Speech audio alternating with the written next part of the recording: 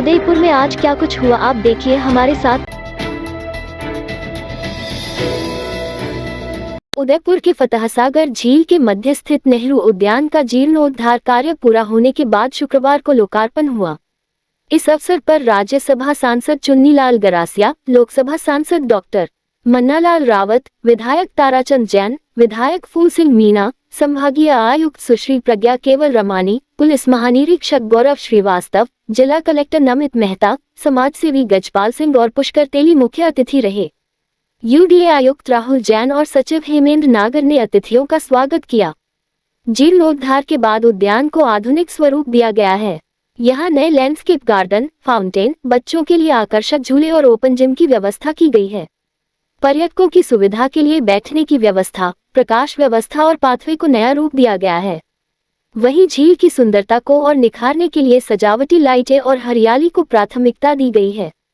लोकार्पण के साथ ही यह उद्यान अब न केवल स्थानीय नागरिकों के लिए सुकून का स्थल बनेगा, बल्कि सैलानियों के लिए भी एक नया आकर्षण केंद्र साबित होगा। उदयपुर की खेरवाड़ा थाना पुलिस ने अवैध नशीली दवा के साथ 2 आरोपियों को गिरफ्तार किया है। इनसे 480 नग नशीली दवा के कैप्सूल और एक कार जब्त की है। थानाधिकारी दलपत सिंह राठौर ने बताया कि सुनील कुमार पिता वक्सीराम ननोमा और अशोक कुमार पिता बंशीलाल निवासी खेरवाड़ा को गिरफ्तार किया है।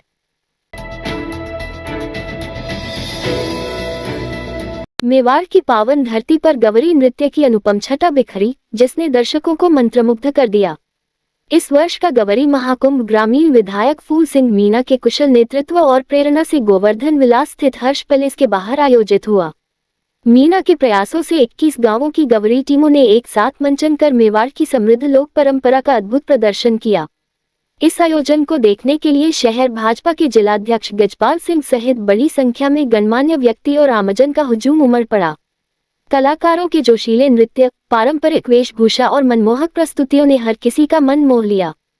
फूल सिंह मीणा का यह अनूठा आयोजन आदिवासी संस्कृति को संरक्षित करने और उसे नई पीढ़ी तक पहुंचाने की दिशा में एक महत्वपूर्ण कदम है। मीणा स्वयं भी कलाकारों के बीच पहुंचकर उनका उत्साहवर्धन करते हैं, जो उनके गवरी के प्रति समर्पण को दर्शाता है।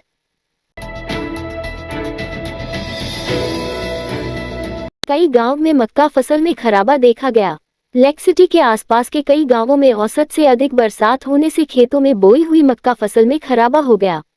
इसके साथ ही खेतों में बोई गई उड़द एवं सीजनेबल सब्जियां की फसलों में भी नुकसान हुआ है।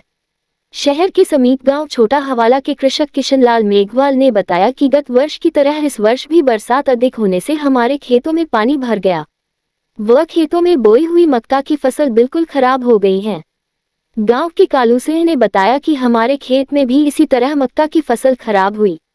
इधर उदयसागर झील के बैकवाटर के गांवों में कलदवास, लकड़वास, भाइयों की पंचोली आदि गांवों के कई किसानों के खेतों में बोई हुई मक्का की फसल खराब हो गई है।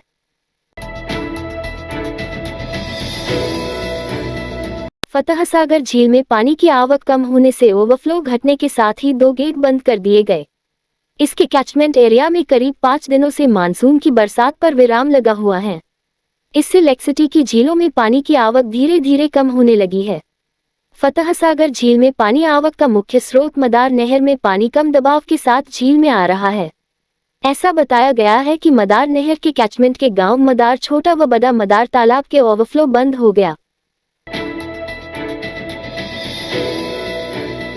उप मुख्यमंत्री दिया कुमारी ने उदयपुर जोन की सड़क परियोजनाओं की समीक्षा बैठक में अधिकारियों को स्पष्ट निर्देश दिए कि बारिश से क्षतिग्रस्त सड़कों को तुरंत दुरुस्त करवाया जाए। उन्होंने कहा कि जनता को आवागमन में किसी भी प्रकार की परेशानी नहीं होनी चाहिए, इसलिए मौसम को देखते हुए अधिकारी फील्ड में सक्रिय रहें और हर परिस्थिति से निपटने के लिए तैयार रहें। बैठक में उप मुख्यमंत्री ने अधिकारियों को नियमित फील्ड विजिट करने और साप्ताहिक रिपोर्ट प्रस्तुत करने के आदेश दिए। उन्होंने विशेष रूप से डीएलपी अवधि की सड़कों की मरम्मत शीघ्र करवाने पर जोर दिया। उन्होंने ये भी स्पष्ट कहा कि यदि कोई संवेदक काम को धीमी गति से कर रहा है तो उसके विरुद्ध सख्त कार्रवाई की जाए।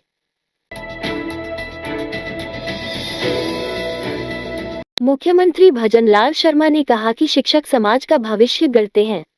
शास्त्रों और संस्कृतियों में भी कहा गया है, बलिहारी गुरु अपने गोविंद दियो बताया। गुरु का स्थान सदैव सर्वोच्च रहा है। क्योंकि वही शिष्य को ज्ञान, संस्कार और जीवन की दिशा प्रदान करता है। मुख्यमंत्री बिरला सभागार में आयोजित राज्य स्तरीय शिक्षक सम्मान समारोह 2025 को मुख्य अतिथि के रूप में संबोधित कर रहे थे।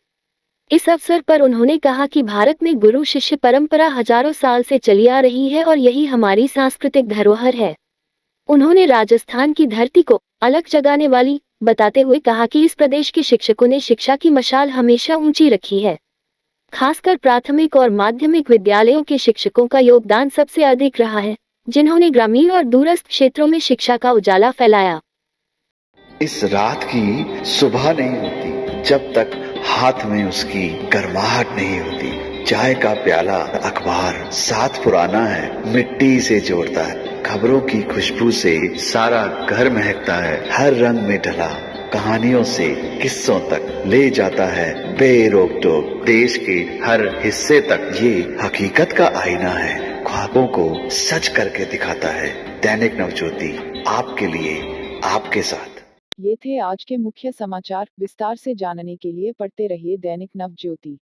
दैनिक नवज्योति के YouTube चैनल को सब्सक्राइब करें और ताज़ा अपडेट के लिए बेल आइकॉन दबाएं।